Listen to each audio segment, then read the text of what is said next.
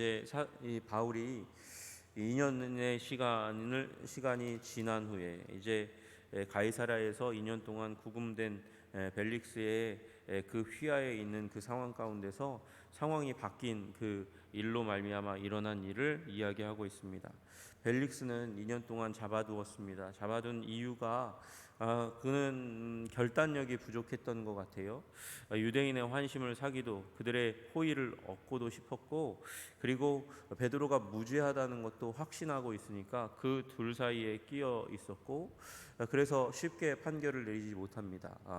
바울을 풀어주면 자기의 정치적인 위기가 닥쳐올 것이라고, 유대의 이 가장 중요한 우호자인 그들의 정치적인 후원자 그룹 중에 하나인 사두개인들의 무리가 그를 향해서 이제 적개심을 가지고 반대하는 일이 사사건건 일어날 것이라고 생각하니까, 그러니까 쉽게 풀어주지도 못하고, 그렇다고 무죄한 자를 유죄하다고, 그리고 죽음 가운데 내어줄 수도 없는 노릇이었습니다. 그래서 2년의 세월을 혹시 이 바울이 가지고 있는 돈 냄새 그거 맡으면서 가끔씩 불러가지고 바울이 자기에게 뇌물을 줄까 하는 마음으로 가끔씩 부르기도 하고, 그리고 아내인 드루실라가 가지고 있는 유대 신앙에 대한 지식 가운데서 더 알고자 하는 마음 가운데서, 두 마음 가운데서 계속 왔다 갔다 하는 거예요. 정치적 입장에서도 마찬가지 두 마음을 가지고 있었고,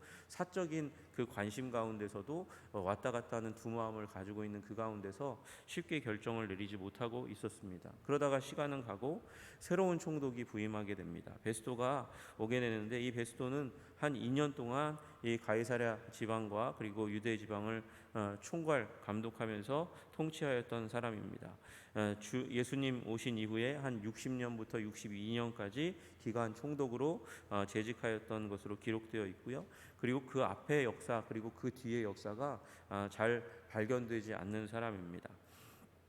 아마 하나님의 계획은 벨릭스 시야에서 유대로는 이제 더 이상 내려가지 않고, 왜냐하면 거기에 살해의 음모가 있기 때문에, 그래서 이미 말씀하신 대로 이 로마로 가서 재판을 받도록 하시는 계획이 있었을 텐데, 그 계획에도 벨릭스는 굉장히 하나님의 계획에도 걸림돌이었던 것 같아요. 그래서 총독이 교체되어서 베스도가 왔는데, 이 베스도가 아주 열정적인 사람입니다. 어디에서 그걸 발견할 수 있냐면 3일 후에라는 말에서 발견할 수 있습니다. 부임한 지 3일 후에 가이사랴에서 예루살렘으로 올라갑니다. 이게 왜 열정적이고 적극적인 그의 태도를 반영하냐면, 여러분, 그 당시 가운데 베스도가 부임하려고 왔으면 두 가지 길밖에는 없습니다. 육로를 통해서 와서 말을 타고 마차를 타고 와서 이렇게 이 예루살렘의 가이사랴에 도착했든지, 아니면 배를 타고 왔을 겁니다. 그 당시에 배는 당연히 잘 아시듯이 이제 돛을 달고 그래서 오는 배입니다. 그러니까 굉장히 이제 이 멀미가 심한 그런 이 교통수단이에요. 그러니까 배도 마찬가지고 말을 타고 와서도 마찬가지고, 한 몇십 일 이상, 한 달 정도의 기간, 또는 배를 타고 오면 한 10일 정도의 기간을 가지고 와서 굉장히 피곤한 가운데 있었을 거예요. 그런데 오자마자, 몸을 회복하자마자 그는 자기의 또 다른 통치의 영역인 유대를 향해서 나아가는 거예요. 예루살렘으로 향해서 나아가는 것이죠. 그는 지칠 줄 모르고 쉴 줄 모르는 이 일에 대해서 열정을 가지고 있는 사람입니다. 그래서 예루살렘에 올라갔습니다. 예루살렘에 올라가면 당연히 총독들에게 호의적인 이 바리새인들 가운데서는 이 신앙관이 성경 가운데 세워져 있으니까 그 성경으로 말미암아 말씀 가운데 독립하기를 원하는 사람들이 많아요. 그러나 사두개인들은 원래 정치적인 태생이 이 로마 정부에 결탁한 사람들이 세워진 거거든요. 이 제사장들이, 특히 제사장 가문이 그렇습니다. 그러니까 대제사장과 유대인들 중에서 높은 사람들, 그러니까 사실은 친로마적인 성향을 가진 사람들과 회동을 갖게 됩니다. 딱 만난 거예요. 만났어요. 만났는데 그들이 베스도에게 이제 요청합니다. 바울을 예루살렘으로 옮겨 주십시오. 그렇게 청합니다. 간단한 인사를 했을 거고요. 간단한 인사를 마치자마자 그들의 관심사는 제1의 이 청원으로 넘어가는 거죠. 제1청원이 뭐냐 보니까 바울을 예루살렘으로 옮겨다 주십시오. 그리고 거기서 재판해 주십시오. 여러분, 지금 그 목적이 무엇인지 이미 그곳에 쓰여져 있습니다. 매복했다가 바울을 그 길 중간에 죽이고자 하는 것이었습니다. 베스도는 그걸 잘 몰라요. 그래서 베스도가 대답하기를 바울이 가이사랴에 구류된 것과 자기도 멀지 않아 떠나갈 것. 바울이 가이사랴에 있고 나도 이제 곧 가이사랴로 갈 겁니다. 여기에 오래 머물지 않을 것인데 굳이 그 바울을 여기에 데려올 이유가 있겠습니까? 그리고 죄수를 함부로 옮기지 않습니다. 로마법은 함부로 이 죄수를 어느 지역에서 어느 지역으로 그렇게 옮기지 않습니다. 근데 상소하기 위해서 가이사랴로 간 것인데 지금 굳이 바울을, 내가 재판장인 내가 가이사랴로 다시 돌아갈 건데 굳이 왜 옮겨가지고 여기서 재판하려고 하느냐, 그렇게 이제 이야기하고, 너희 중에서 유력한 자, 힘 있는 자 나와 함께 가서 재판에 참여하자. 지금 베스도는 굉장히 뭐라 그럴까요? 일에 대한 열심이 있고 그리고 원칙주의에 따라서 결정하는 거예요. 로마법이 그렇지 않다. 그리고 내가 곧 돌아갈 거니까 같이 가서 재판할 사람이 재판하자. 그렇게 얘기하는 것이죠. 그래서 이제 베스도가 8일 혹은 11일 지낸 후 그렇게 6절에 나와 있습니다. 돌아갑니다. 이렇게 나와 있었던 8일 또는 10일 이렇게 나와 있는 건 아마 이제 이 누가가 이 데이터를 낼 때, 자료를 가지고 있을 때 두 가지의 버전이, 두 사람들이, 어떤 사람은 한 10일 정도 또는 어떤 사람은 정확하게 8일이다 뭐 이렇게 얘기하는 부분이 있어서 이렇게 기록했던 것 같습니다. 그리고 지낸 후에 가이사랴로 내려갑니다. 그가 이제 내려간다는 얘기는 예루살렘이 지대가 높기 때문이고 가이사랴가 산지인 예루살렘에서 내려가는 길이기 때문에 그렇습니다. 그래서 예루살렘에 내려가서 유대인들이 둘러서서 여러 가지 중대한 사건으로 바울을 고발합니다. 그 중대한 사건이 뭐냐, 8절에 나와 있는 대로 유대인의 율법, 성전, 그 가이사에게 반역했다. 그게 맨 마지막에 기록되고 유대인의 관심사대로 그렇게 나온 것이죠. 성전을 더럽혔다. 이방인 데리고 들어오면서 성전을 더럽혔다. 유대인의 율법을 어겼다. 이 내용이 가장 중요한 송사의 내용이었어요. 여러분, 그렇게 고소하는 가운데 이제 판결이 잘 나지 않습니다. 왜냐하면 증거가 잘 안 나와요. 증인은 많지만 증거가 잘 없습니다. 그리고 바울이 얘기하는 바울의 이 증언의 내용이 너무도 명확하게 클리어하게 나오니까 이성적인 베스도, 원칙주의가 왜 나오겠습니까? 이성적으로 생각해 보니까 그 원칙이 맞는다고 생각하는 거죠. 그러니까 그 베스도 신임 총독도 들어보니까 바울의 말이 틀리지 않은 거예요. 그래서 베스도가 이제 이 부분에서 그래도 유대인의 마음을 사고자 해야 합니다. 왜냐하면 앞으로 그래야 자기의 통치가, 이 가이사랴와 예루살렘에서의 통치가 큰 문제가 없으니까 유대인의 마음을 얻고자 하여라는 말이 거기에 딱 쓰여져 있잖아요. 그래서 예루살렘에 올라가자 이렇게 얘기하는 거죠. 예루살렘에 올라가서 이 사건에 대하여 내 앞에서 신문을 받으려느냐, 거기에는 새로운 증인이 있을지 모르니까 올라가 보자, 그렇게 이야기하는 것입니다. 그런데 바울은 아는 거예요. 가면 죽는다. 그리고 바울이 가면 죽는다는 지금 사두개인들의 계획 때문에 사도 바울은 이제 그 이후의 이야기 10절과 11절의 이야기를 하는 것이 아닙니다. 사도 바울은 지금 이 상황, 예루살렘으로 가면 매복이 있을 것이고 죽을 것이다, 2년 동안 상황은 변화되지 않았을 것이다 라고 얘기하는 상황 판단에 의해서 이 얘기를, 나는 이제 신문을 가이사랴 법정에서 받겠다 이렇게 얘기하는 부분을 지금 상황 파악, 예루살렘의 그 상황, 신임 총독이 가지고 있는 이제 사두개인들을 향한 호의, 그것에 의해서 이야기하는 것이 아니라 이미 주님께서 말씀하셨던 네가 로마에서도 증언하여야 하리라 라고 말씀하시는 하나님의 계획에 의존해서 이제 사도 바울이 이야기하죠. 내가 가이사의 재판자리 앞에 섰으니 거기서 신문을 받겠다. 당신도 잘 아는 바와 같이 내가 유대인들에게 불의한 일을 행한 일이 없다. 나는 무죄하다. 이미 증언한 대로 당신이 본 거예요. 사도 바울은 이제 베스도가 판결하기에 내가 보기에는 큰 문제가 없는 것 같은데 그래도 유대인들의 호의를 위해서 한번 예루살렘에 가자 이렇게 얘기하는 부분에 대해서 사도 바울이 용납하지 않고 그들이 당신이 내 말을 들어서 아는 바와 같이 나는 무죄합니다. 불의한 일을 행한 적이 없습니다. 내가 불의를 행하여 무슨 죽을 죄를 지었으면 죽기를 사용하지 아니할 것이나 내가 죽으면 죽으리라. 그러나 이 문제는 2년 동안 계속해서 끌어왔던 이 문제는 나의 이 불의하지 않음, 무죄함을 증거하는 것이니까 내가 가이사에게 가서 가이사의 재판을 받겠습니다. 그렇게 이야기하고 결국은 이제 배석자들, 배심원들이 함께 논의한 결과 이제 가이사에게 로마를 향해서 가자 이렇게 판결을 내리고 예루살렘으로 가지 않기로 한 것입니다. 여러분, 이 상황 가운데서 우리는 두 가지 부분을 보게 됩니다. 세상은 변하지 않는다는 것입니다. 여러분, 이 세상이라고 얘기하는 것은 바로 이 대제사장의 무리를 의미하는 것입니다. 지금 대제사장은 아나니아에서 이제 바뀌어서 이스마엘이라는 대제사장으로 바뀌었을 것입니다. 그러나 여기 본문이 대제사장들이라고 되어 있습니다. 원문에는 여기 2절에도 대제사장들이라고 쓰여져 있잖아요. 그러니까 이 아나니아가 여전히 그 배후에서 역사하고 그가 가지고 당한 사도 바울에게 당한 모욕과 수치를 갚으려고 일을 가하는 일이 일어나고 있고 신임 대제사장도 그의 의견을 받아서 그리고 이 사두개인들의 살해 의도를 받아서 여전히 살기가 등등한 가운데 있습니다. 2년 동안 결코 그들은 변하지 않았어요. 여러분, 2년 동안, 2년이라는 말은 52주가 두 번이 지난 그런 상황입니다. 52주에 52주 100여 주 동안 그들은 하나님을 예배했습니다.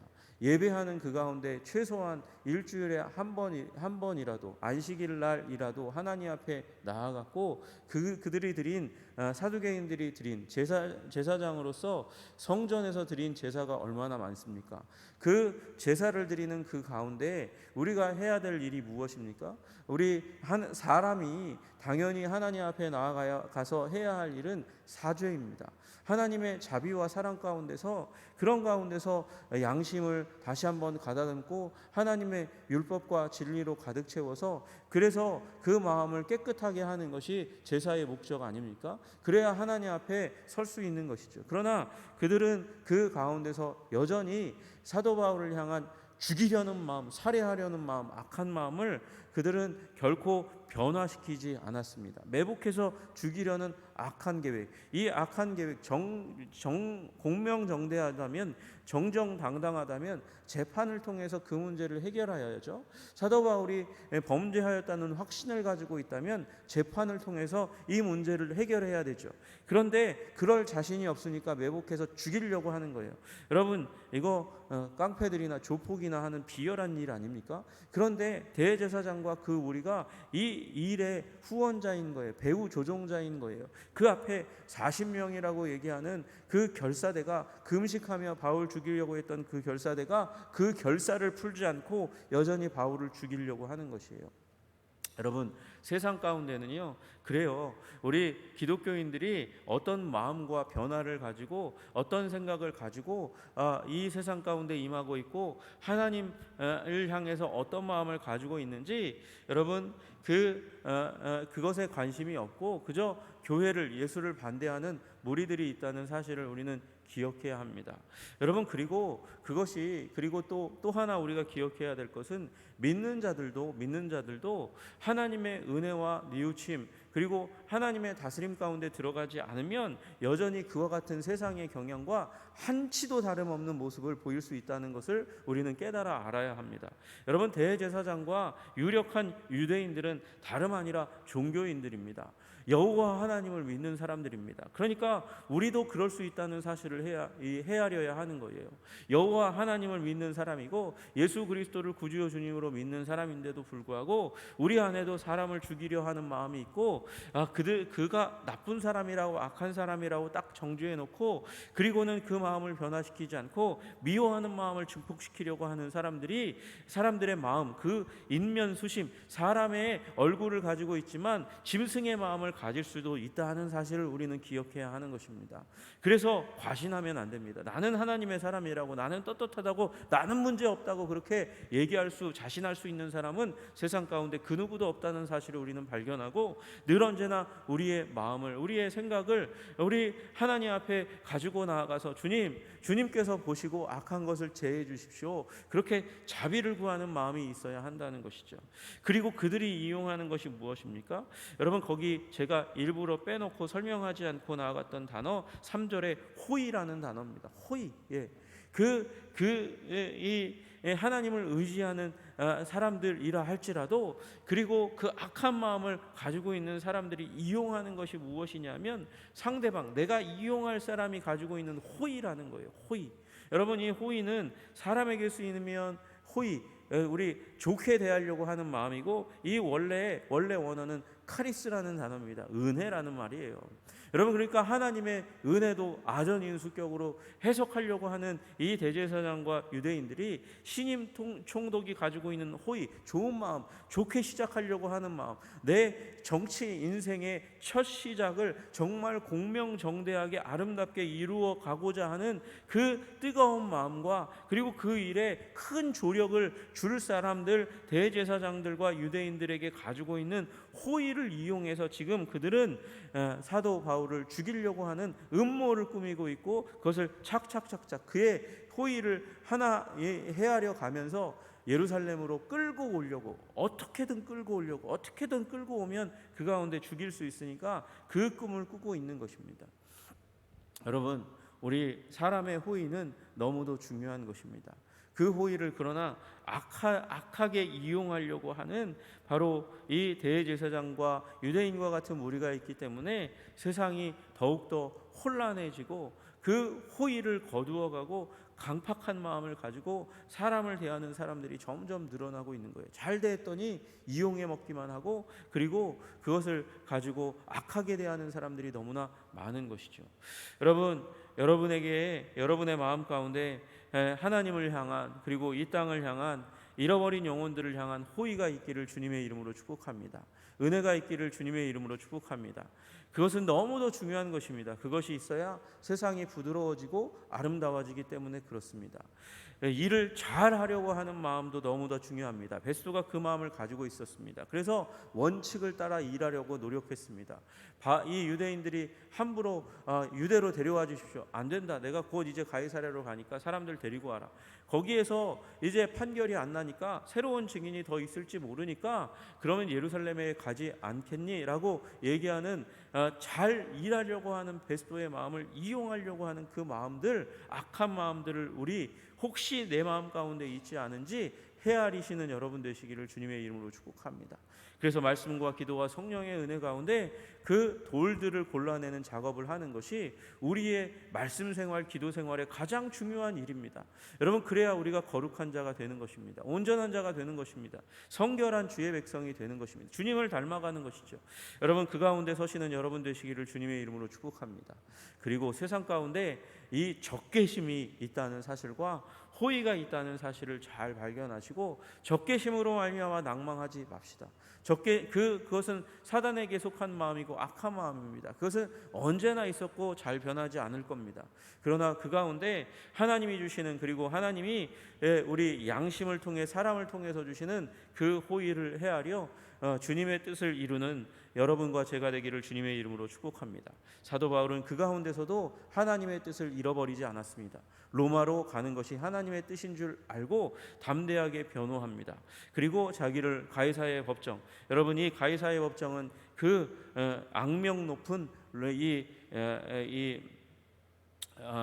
그 네로의 법정입니다. 그럼에도 불구하고 사도 바울은 하나님을 신뢰하고 가이사의 법정 가운데 자신을 맡기려고 하는 것입니다. 여러분, 하나님은 일하십니다. 하나님은 역사하십니다. 하나님께 맡기시고 세상 가운데 있는 적의와 호의를 함께 헤아리시면서 하나님의 사명을 이루어 가시는 여러분 되시기를 주님의 이름으로 축복합니다. 기도하겠습니다. 하나님 아버지, 우리 인생 가운데 두신 하나님의 거룩하신 뜻이 있음을 인하여 감사하고 찬양합니다. 그것이 사명입니다. 그리고 주님께서는 언제나 우리가 주님의 뜻, 주님의 사명 주신 것을 이루어드리기를 원하시는 하나님의 아버지 그 뜻과 더불어서 하나님의 도우심이 있는 줄로 믿습니다. 하나님, 세상은 이렇게 세상 가운데 있는 호의, 잘해보려고 하는 원리 원칙을 따르는 사람을 이용해 먹으려고 하는 그런 악한 마음이 있습니다. 주님, 그것을 우리가 헤아릴 수 있는 지혜를 허락하여 주시기를 간절히 소원합니다. 그리고 세상 가운데 있는 호의를 또한 헤아려서 그것을 아버지 우리의 하나님이 주신 은혜로 삼아서 하나님 활로를 열고 주님의 뜻을 이룰 수 있는 자들이 될 수 있도록 주님 도와주시옵소서.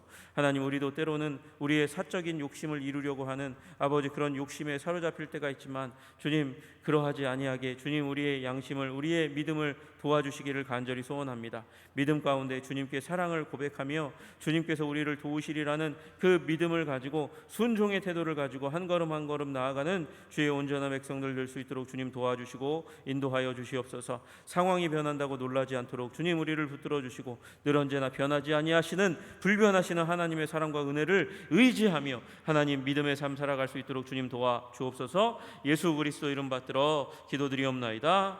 아멘.